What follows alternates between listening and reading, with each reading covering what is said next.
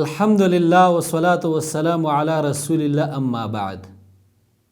الله رب العالمین په موږ او تاسو باندې په ورځ او شپه کې 5 منځونه فرض کړي چې دا په صحیح طریقې سره او په خپل وختونو سره به دا ادا کوو او د دې اهتمام وکړو.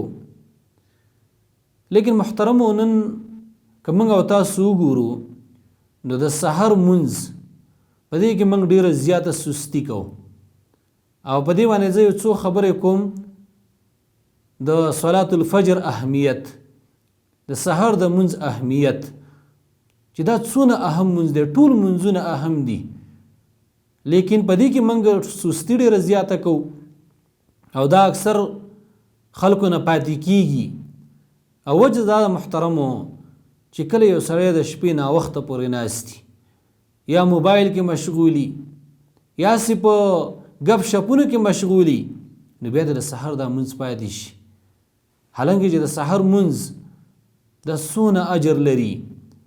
که موږ حدیث ته وګورو، حدیث کې راځي رسول الله صلی الله علیه وسلم فرمایلی چې چا د سحر منځ په جمع سره وکړو نو دا د الله رب العالمین په حفاظت کې شو. تاسو سوچ وکړئ کله چې سړی د سحر منځ په جمع سره وکړي نو دا ټوله ورځ د الله رب العالمین په حفاظت کې شو. ولې د دې نه ځان محروم وو؟ ولې د سحر منځ کې موږ سستی کوو؟ ډېر خلک محترمو دا شته چې د سحر منځ نه کوي، مکمل بالکل دا منځ کوي نه. او داسې خلک پکې شته چې د سحر منځ کوي خو ډېر خلک پکې داسې دی چې ځان لی کوي او څوک یې ناوخته کوي، نمر راختلی دا منځ کوي. محترمو دې ته توجه ورکول پکار دي. د خپل وخت کله چې دا منځ په جمع سره وکړی شي، حدیث کې راځي رسول الله صلی الله علیه وسلم فرمایي چا چې د نمر د راختلو نه مخکې منځ وکړي، یعنې د سحر منځ یې وکړو، او دارنګې د نمر د پرېوتو نه مخکې منځ وکړو، یعنې د مازدیګر منځ یې وکړو، نو دا سړی به چېرته هم ورته داخل نشي.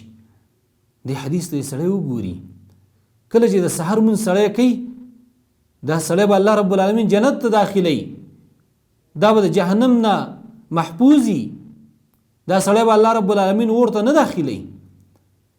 بل حدیث کې راځي رسول الله صلی الله علیه وسلم فرمایي چې هغه خلکو د زیره ورکوي په کامل رڼا سره د قیامت په ورځ چې څوک په تیارو کې منځونه لځي.